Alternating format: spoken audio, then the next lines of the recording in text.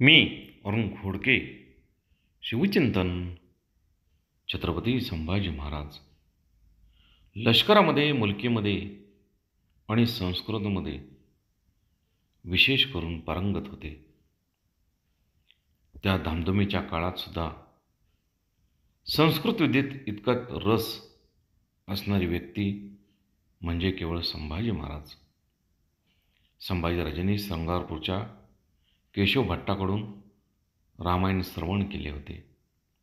त्यांनी स्वतः बुधभूषण नावाचा संस्कृतमधील ग्रंथ निर्मिती केली होती. त्याच्या प्रस्तावित म्हटल्याप्रमाणे त्यांना काव्य येत होते, अलंकारशास्त्र येत होते, संगीत समजत होते, पुराणे अवगत होती, धनुर्वेद संपूर्ण माहीत होते. त्यांना धर्मशास्त्र समजत होते व धर्मनिर्णय करता येत होता. एका वादीने संभाजी महाराजांच्याकडे तक्रार केली.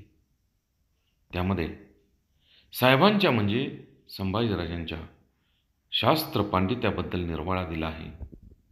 साहेब सर्वज्ञ, शास्त्राचा अर्थ स्वतः करीतती असा उल्लेख आहे. अवघे 16 वर्षाचे संभाजी महाराज रूपाने मदनासारखे देखणे, शस्त्रामध्ये पारंगत असे होते. ते शास्त्रात प्रवीण होते. राजकारणाचे चातुर्य त्यांना समजत होते. मोंगली दरबारात जाऊन त्यांनी 2 वेळा प्रत्यक्ष अनुभव घेतला होता. बहुत काय बोलणे. राम, कृष्ण, हरी